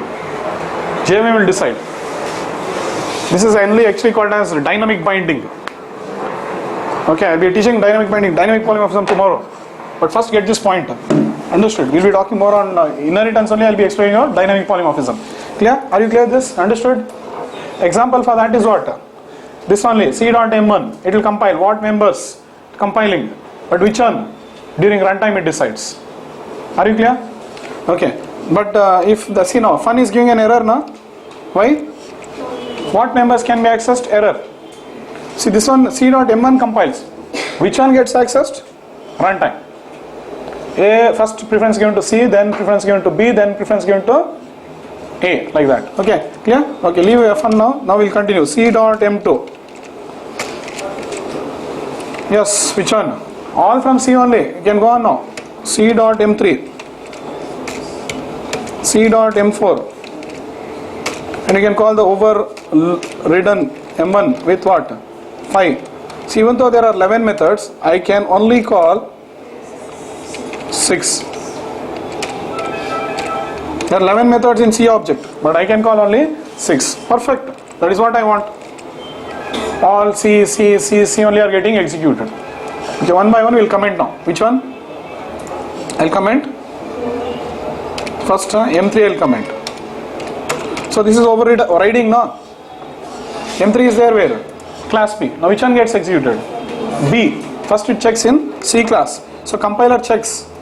It will not give me error, see there? Because it's up the hierarchy.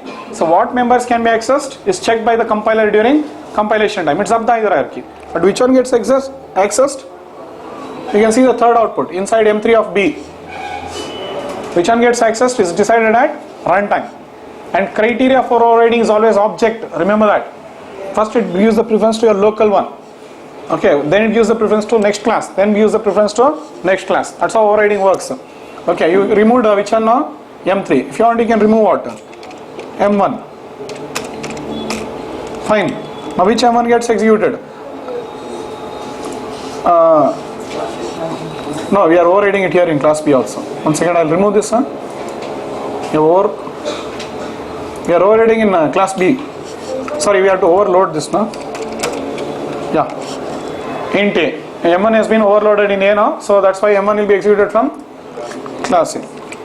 Fine. M1 of A. So very clear now which one gets executed. See the flow. I'll comment M2 now. Which M2 gets executed? So there were 3 M2. One in class A, one in class B, one in class C.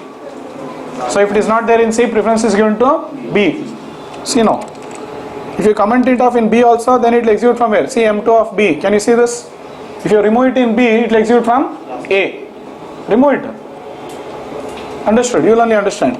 Okay, if I comment M4, what will happen? Error now. It is not there in the hierarchy anywhere. So this will give me compilation error. What members can be accessed depends on the variable. If it is not there, from where it will access. So this you can leave. And again, if I comment this, what will happen? This also compilation error only, because it's not there in the hierarchy anywhere. So this M4 means which one? M1 method, sorry, we are calling M1 with 2 arguments. So that one also will give error, not found. Understood? And then, yeah, you want to comment this also, it will execute from class B, because you are overriding it from class B. As simple as this. It is executed inside overloaded M1 of B. All that you can check now. Yeah? And finally your answer. I want to inherit from, see, class C will extend what now? B. But actually he wants M1 of A, M2 of A, M3 of C. So now what you will do? M3 of B. Okay, what is that you need now? M1 of A, M2 of A, M B. This is what you want now. Okay, fine. Class C will extend what? Any other changes you want, you do. That's your wish. But now M1 of A by default I'll get. M3 of B default I'll get. I don't have to worry.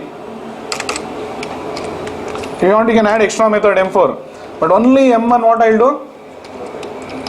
I'll override and I'll say A is equal to new A, and I'll say A dot M1. Finished. Understood? Because if you say super dot M1, it will call from what? Class B. But if it is not there in class B, definitely I can do it. If it is not there in class B, I can call what? Super dot M1 only. I show you both. You just focus on M1 method now. If it is there, then I have to take that approach. Understood? Just let it remain.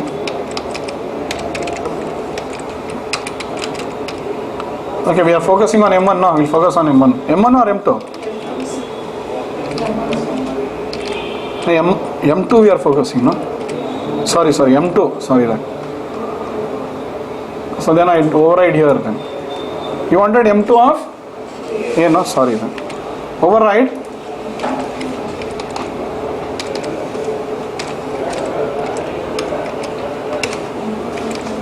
A is equal to new A dot M2. Valid. Because here if I say super dot M2, preference is given to which one? B. But I don't want M2 of B. I want M2 of A. That is the problem. Understood? But if it was not there here, then I could have told super dot M2. I'll show that also. So now let's see. We'll focus on only M1, M2 method.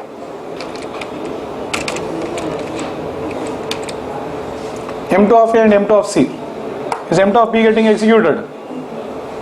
No? Okay, you wanted M1 also, no? M1 of A, that we'll see now. Then M3 of B, fine. See, these two by default they'll come because you are not doing anything there. So M3 I have commented. How many methods are?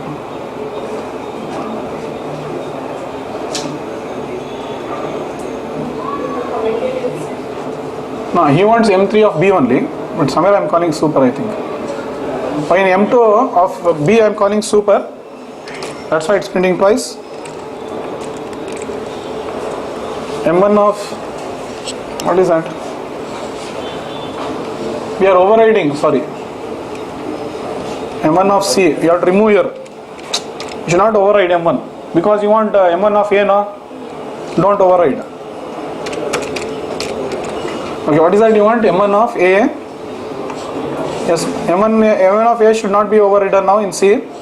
M2 you are already getting it. M3 of B you want.